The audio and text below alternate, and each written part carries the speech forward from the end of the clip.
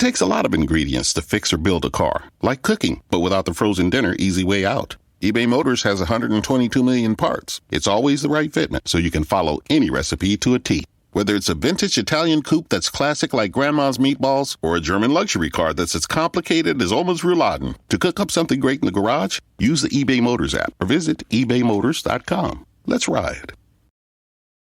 If you're a movie collector, you need Movies Anywhere. It pulls your favorite purchase movies from participating digital retailers into one central place, so you can finally say goodbye to scattered movie collections and hello to an organized library. With Movies Anywhere, you can watch your favorite movies on any compatible device, whenever and wherever you want. Ready to grow and enjoy your digital collection? Visit moviesanywhere.com/welcome and register for free. Registration with Movies Anywhere required. Open to U.S. residents 13 and over.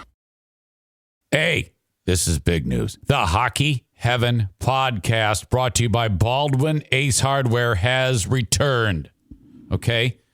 This episode is a crossover episode with the dudes from Just Chirpin', which is a hockey podcast for beer leaguers, for men's league players, get together weekly, and they talk hockey. So I said, hey, you just started marketing on the Eric Zane Show podcast. You should join me on the reemergence of Hockey Heaven, brought to you by Baldwin Ace Hardware.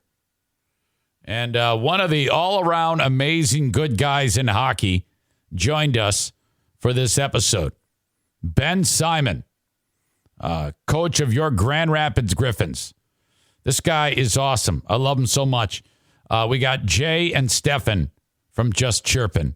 Now, these two dudes are new to podcasting. So I basically said to them, I'm throwing them to the wolves. And I said, okay, we're going to talk to the coach. I'm going to expect you to bring the heat. Ask him a question, whatever. They were nervous as balls, but I think they did pretty good. But I cannot let it slide about Jay. Okay, I've known the guy for as long as this podcast is. And he opens up with, oh my God, I'm so excited to talk to you. I don't know who you are. I'm not kidding you. This was hysterical. He was talking about Coach Simon. I was like, oh shit, what the fuck are you doing? So enjoy this. This is the audio version. If you want the video version, you can find it on my YouTube or my website or something like that. I don't know. Who cares? But anyway, it's Baldwin Ace Hardware bringing you Hockey Heaven, the return of the Hockey Heaven podcast. Here you go. Oh, the good old hockey game is the best game you can name. And the best game you can name is the good old hockey game. Oh, the good old hockey game. I hear him. Buddy. Hey, you got the logo, and I got old school logo. You see that? We gotta find you a new wardrobe. You gotta update your wardrobe, bro. This is back from when you played. Yeah, that's a long time ago, pal. How come you're an American hockey player, but you sound Canadian? I'm American. Is that better? America. We're from America. I have my buddy Stefan Hyde here, and he seems to be struggling.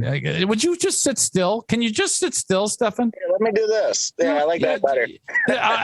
All you got to do is sit there and talk hockey with Coach here, Stefan has another podcast called Just Chirpin', and he's just launching the thing. So this is what I'm doing. I'm reintroducing him because actually you two have crossed paths with, and Ben's like, wait, what are you talking about? But there was a hockey camp that Stefan went to at Notre Dame. Isn't that right, Stefan? That's right. I was 13 years old. Whoa, we're dating me now? What the? Notre Dame hockey. Yeah, we used to love those. And so I was obviously in school still, right? It was. Yeah, a lot back then. Yeah. Yeah. That's awesome. Yeah, no, we had fun at that as had fun at the kid. Hopefully had fun. Or you can let's give you an email you can send complaints to. Right. There's statute of limitations on complaints and refunds. Yeah, right.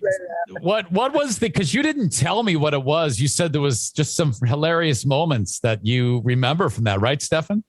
Oh, yeah. So we're 13-year-old kids, and you guys are working us pretty good doing wall sits and all kinds of different things. This poor kid shows up to the hockey camp, and he's wearing a Georgia Tech baseball cap. Uh-huh. And Ben immediately jumps all over him, calling him a meathead, this and that. And the poor kid was called Bumblebee Tuna that entire week in South Bend. Yeah, you can't wear that on Notre sacred ground, man. You can't do that. Any memory of this? Of you heckling him? Me? Oh, I used to chirp kids all the time. Made me feel better about myself. No, we had fun. Like, honestly, it was fun. It was in the summer, so the campus is a little bit more quiet, little liveliness with all kinds of different camps going on, a little bit of action there. You got paid a little bit of money, and it was, it was just fun. It was a good time. A little change of pace in the summer. Did you violate NCAA rules by admitting that right now? Is that did that just happen? Oh, we can get paid money if we're working a hockey camp. For sure we can. I didn't know that. I thought that yeah. Let's be clear. When I say make it wasn't a lot of money. But in college, it seemed like a lot of money. It's not like I was making my NIL or name and likeliness and image stuff because the name, the likeness, and the image is not too profitable. So, I've really been enjoying watching you progress as a coach in the league and, kind of finding your way. And you're in a really great organization that really loves cultivating the coaching staff. And you guys are a extremely important, valuable asset to the NHL team. This is really fantastic. I mean, not every team has this type of setup where at a moment's notice, you can be there to help these guys out. Like you had to just recently. You coached the Red Wings not long ago. Yeah, no, it was fun. Obviously a great experience, but it's a fantastic job. We value our jobs. We love our jobs. Our staff is fantastic. We have a lot of fun with these players. We understand that these players are going to take their lumps. They're going to have their failures, but at the same time too, they're going to get back up. They're going to dust themselves off. They're going to improve. They're going to get better. And hopefully we get to tell them that they get to achieve their boyhood dream. And when the opportunity presents themselves, they get to go play in the National Hockey League. So that's, at the end of the day, that's one of the biggest thrills of our jobs is to be able to tell these guys that they're going up. I'm going to bring Jay in from Just Chirping in a second here, but, okay, with you're going there. So you're the one who's maybe a little uncomfortable fish out of water. How did you approach this? That's for me, that sounds like a very nerve-wracking scenario. Yeah, well, it's exciting. As a coach, you're not thinking in the middle of a season you're going to get recalled or called up. Just that's happens to players. So Jeff was great. Doug Huda was fantastic. Kriegs came up with me. So there's familiarity there. And we've known these guys. We've been in the same organization for quite a long time. Blash's three biggest strengths are probably his communication skills, his preparation, and his hair. Between all three of those, it was easy to step in there and do it for a game. And so he had his game plan. Doug Huda was in charge of all the other meetings and stuff. Obviously, he's been there for a long time, and I think that his message resonated a heck of a lot deeper than some new guy coming in for a game or two. And that's Doug's team. So I think between the three of us, we managed as best we could, and Jeff was behind the scenes, seeing what he could see through video. And at the end of the day, we got through it, had fun doing it, and the guys actually start out slow but finish strong and end up getting 2 big points for that organization, for that team. Jason from Just Chirpin joins us. First of all, Jason, thank you for being part of this show. Now, what you have here is 4 beer league / men's league guys. So, that's perfect, who talk hockey and they know a hell of a lot more about it than I do. Okay. So this is a combination of 4 people who play the game, love the game, talk about it on a podcast, working with me. So that's awesome. So, Jason, what do you have for Coach Simon? Hey, by the way, I just want to say thank you for having us on. Oh, pleasure's mine. Pleasure's mine. Absolutely, absolutely. You described it best when you said it's like the poverty version of spitting chiclets. I mean, look at us. We're both in our work van, sitting here all excited, all stoked to talk to somebody, with such a big name. So, yeah, I'll just jump right in. I'm not gonna lie. If you listen to the podcast, I play hockey. I love the game, but not much of a follower and things like that. That's actually what earned Stefan a spot on the show. Was that his knowledge? So I had to Google you today a little bit to get some. What a terrible start! And what a horrible start! It's on the internet. It's got to be true, right? Oh. right. Well, that's what I was gonna say. I could sit here and I watched a lot of your interviews. Just by that alone, I like you already. Obviously, one hockey player to the other. I think that we have a kinship on our own, but yeah, no, I was just Eric kind of, I don't want to say stole my win there, but yeah, you get called up. That experience had to be awesome. I can imagine. Me and Stefan were talking about it. Usually the players are the ones getting called up, and here you are as a coach getting called up. It's like I said, I could ask you questions that you've been asked all around the table. Yeah, I found something you said in a quote about what hockey is to you and how much you love it and all that. And you said, I don't identify who I am around the game of hockey, though almost all of your memories that you have in life, good and bad, are around hockey. You've been quoted, kind of coined as a grinder player. And that's kind of, what you look for in your guys is guys that are willing to work really hard and grind it out. A question that I wanted to ask you that I think kind of gets overlooked is, you obviously played in the professional hockey league, something that almost every hockey player dreams of and doesn't reach.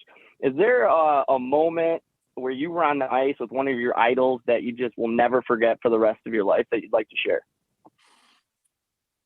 There are quite a few. And I've been around the game of hockey since I've been 5 years old and growing up through, different experiences through the game and a lot of applicable life lessons through the game of hockey, through the sport. A lot of great ones, a lot of disappointments, but, probably, and you've got big milestones throughout your career, but I think probably one thing that really sticks out for me was my first NHL game. And it was in playing for Atlanta against the Washington Capitals. And it was a D-zone face-off. Bob Hartley puts our line out there. My parents and brothers were all there. It was awesome.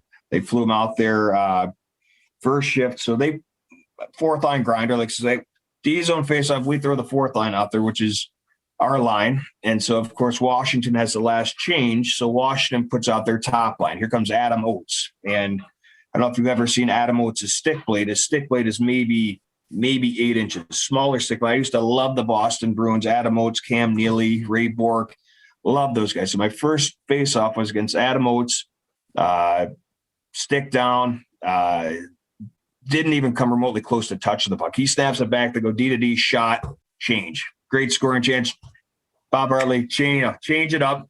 So my first shift lasted maybe a total of 4.5 seconds, lost the face-off, but I got to play against a guy. Oh, that's Adam Oates. So it was pretty cool. And then actually another game that was pretty cool to be part of that same year in Atlanta was a New Year's Eve game in Detroit. And I was playing against Atlanta. It was just being out in warmups, you're sitting there stretching there. Hall of Famers going around that. So if you look at the roster, it was just all-star after all-star after all-star. And it ended up being I think we lost the game 7-6 in overtime or something, but it was a packed Joe Louis Arena. It was just really cool to be a part of. And you remember just the excitement and, I probably didn't play all that much, but it was a pretty cool experience just to be a part of. Gearheads know that some projects need so many parts, it feels like you need a whole storage unit just to store them. That's what eBay Motors' 122 million parts are for. Think of it as your virtual parts garage. They've always got the right fitment at the right prices. Use the eBay Motors app or visit ebaymotors.com. Let's ride. That is excellent, Jason. Absolutely. Excellent work. Stefan, what do you got for Coach? I want to know what's going on. You got a couple of days off. You play on New Year's Eve, and you got a home and home with Milwaukee. How does the transition work? Do you guys leave right from the rink and jump on a bus and go to Milwaukee, or where are we partying at? So you want to talk about grinding in the American League. This is the American Hockey League at its best. We have we had a Christmas break. We come back. We and obviously we're supposed to play on Monday. That our game was postponed, and so we practiced Monday, Tuesday, Wednesday, Thursday. We'll play Friday. Jump on a bus, have a quick bite here. They do a great job. Our catering company here, Jeff Dubin and his crew, give us a nice meal. We jump on the bus to Milwaukee. We'll get there at it's a 6:00 game. So typically it's a 7:00 game. We'll get to Milwaukee 1:00, 2 in the morning, have an optional skate in the morning in Milwaukee, another 6:00 game, pack up the stuff, have a meal at the rink, pack our circus up, jump on the bus and head down to Chicago, play a 3:00 game in Chicago, play that game, eat at the arena, jump on the bus back in GR by 10. Holy moly. So it's the grind. Then, we got 6 games and 9 nights coming up, and it's, that's half the fun is you got to love the grind. You got to love you just have to love putting the work in, and it's tiring, but this is why you take advantage of times in the summer. This is the fun. It's hard, but it's fun. Are you reminding them constantly that whole mentality about, lunch pail mentality, blue collar, this is work. This is so, if this was easy, it'd be basketball, all that sort of, kind of like reminding them that this is to keep them focused. Cause I imagine sometimes, especially with young players, that it's hard, It is hard, but at the end of the day, whenever they ask me there when I played or when, sometimes our players are getting frustrated. It's like, what do you do for a living? What do you do for a living? You play hockey. You play a game. You play a game for a living. What a cool job to go in and you got 20 buddies and you go in, you play a game, you work, you compete. It's hard work and you should be challenging yourself every day. But that's to go through a season and you go through these long road trips, your ups and downs of the seasons, your highs, your lows, and you get to know these guys. It's an adventure, but it's a great adventure, and it's long days, long nights at times. But you have to be able to grind. You have to be able to work, and if you don't like the work that it takes to get to the next level, then you're in the wrong business. Every job's hard. Jason, you got anything for Coach? No, man. Like I said, watching a bunch of your interviews and stuff, I'm a fan. I appreciate that. Just the grinding and the way that you hold yourself and what you look for. I watched an interview that someone asked you about Bertuzzi, and you didn't even take that as an opportunity to say, hey, yeah, I did what I did and got that guy there. And in fact, it was all humbleism. And you were like, hey, man, I was just happy to be a part of it and know that maybe something I said or did, helped him grind it out to get to where he is. And that's fantastic, man. I really like that interview. So I'm a super big fan of yours in the sense, and I'd love to see you when the time is right, coaching the Wings. I appreciate that. Yeah, and that is half the fun. Like you kick on the TV and you turn on and there's a player that you're coaching. You'd like to think that maybe in some way, shape, or form that you had an impact on them and that they're a better person and a better hockey player for it. But yeah, the players that I've had the opportunity to be around are just fantastic people first and foremost, and the credit should go to them because they're the ones that are putting in the time and the work and making the most of the opportunity when it's afforded to them. Coach, something popped into my head with these guys doing a men's league and beer league. Do you guys have an emergency goalie? We've used a couple guys. Yeah. So there's just local. Are they ready? You just call them and say, hey, get ready. It might be time for you if someone else gets hurt.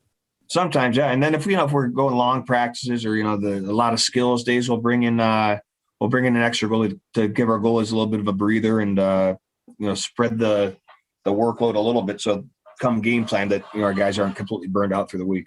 Have you ever, I'll tell you Dave DeSander, I'll give him I'll pump his tires. And Dave's been great. He's come in. He actually competes hard. He loves it. And the guys love having him around. So he's a solid human being, good dude. And the guys like having him around. That's awesome. Stefan. Oh, I can't thank you enough for having us join you for this interview. As a Zaniac and a fan of you, Eric, it's an honor to be on the Hockey Heaven segment, and that's cool. to meet, over Zoom with Ben Simon to see him again now that we're both grown adults. Tremendous career that you had. No, he's not. No, he's not. Physically grown adults. No. You can debate that one. No, yeah, and that it just comes to mind. I mean, the interaction where this was pre-COVID. I'm doing a auction with 6 people in front of me in the stands, and I need a water, and someone. It was him. I open up the water. I drink the water. I go, but it wasn't a chewed piece of gum. First of all, it was a piece of gum. No, and then he gets sick, and he's going to blame me for his. He got look me. What you're doing, man? You got to look what you're doing. This grease ball was infected with some disease, and he got. Oh, all right. Hey, who has more hair, you or Blashill? Right now, I do probably here, but I gotta get my life together this afternoon, mix and a shave, and get ready for the weekend. Okay, so New Year's Eve, you guys won't be able to celebrate. It's kind of like you play the hockey game and off, like you said. Yeah, well, that's our job. So you do miss out on some New Year's Eve.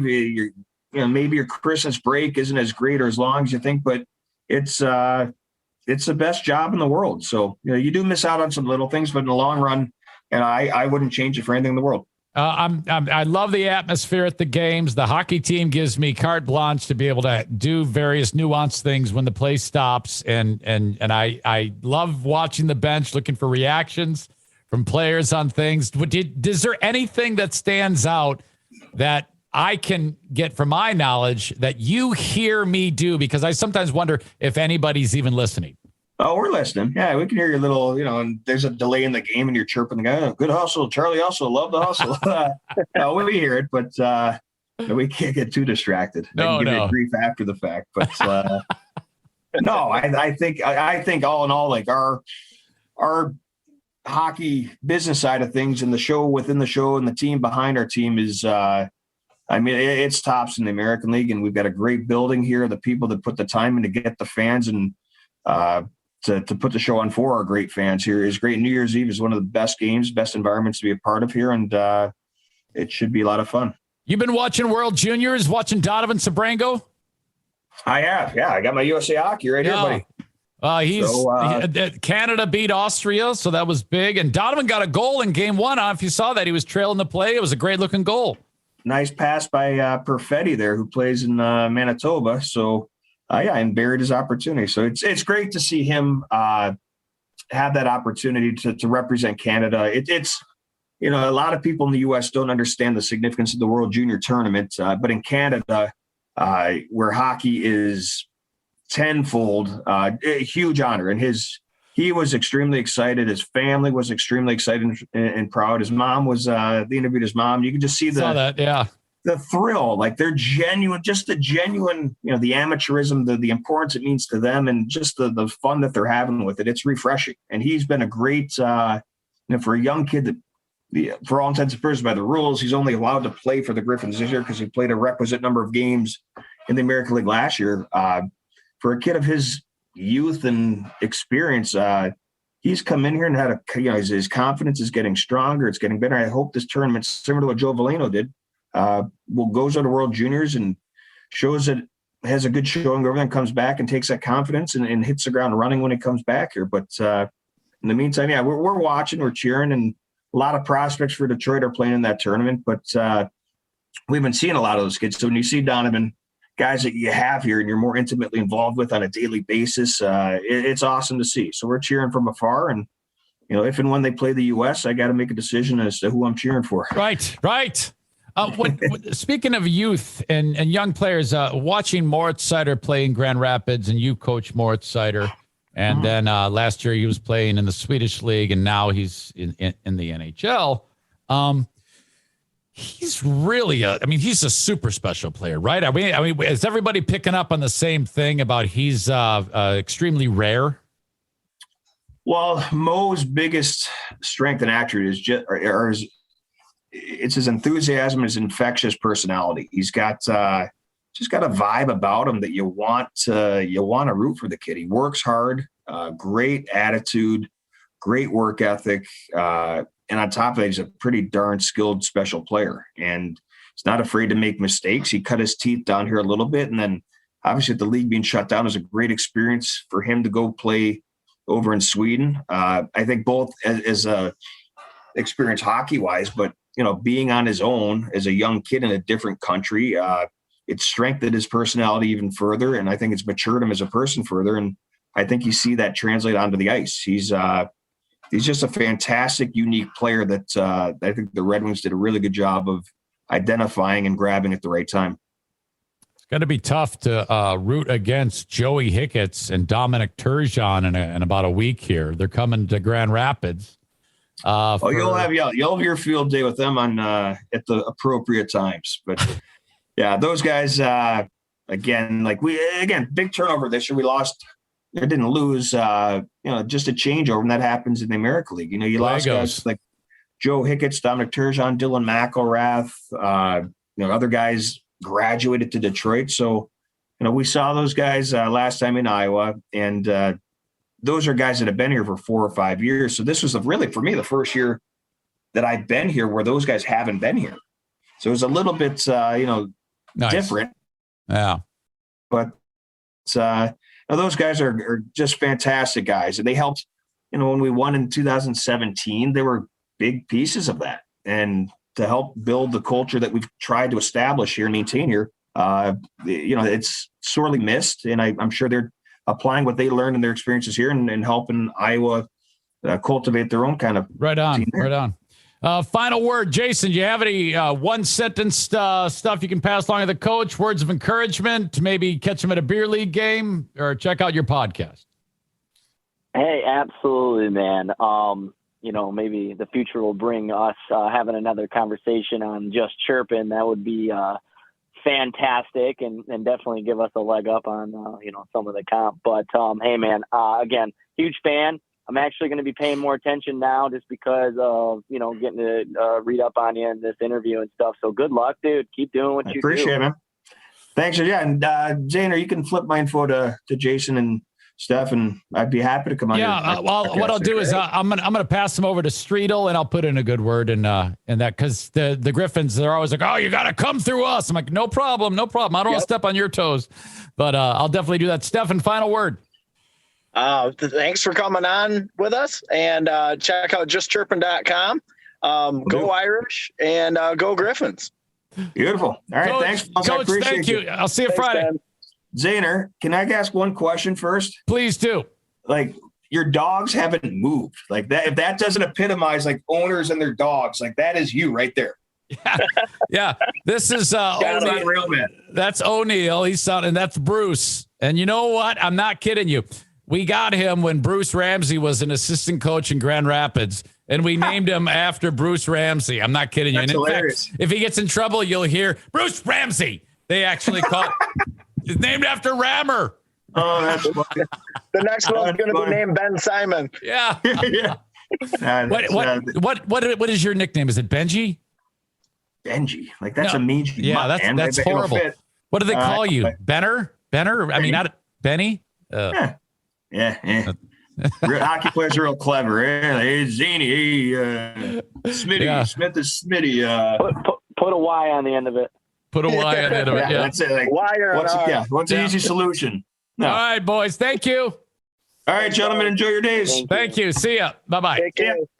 Gearheads know that some projects need so many parts, it feels like you need a whole storage unit just to store them. That's what eBay Motors' 122 million parts are for. Think of it as your virtual parts garage. They've always got the right fitment at the right prices. Use the eBay Motors app or visit ebaymotors.com. Let's ride. Lonely, forgotten, desperate for relief from winter's deadly chill. Neglected backyard dogs need help from compassionate listeners like you right now. Your support can provide a dog with a sturdy doghouse as protection from extreme weather for years to come. Tap the banner or visit PETA.org/doghouse right now to sponsor a PETA doghouse and help change a life.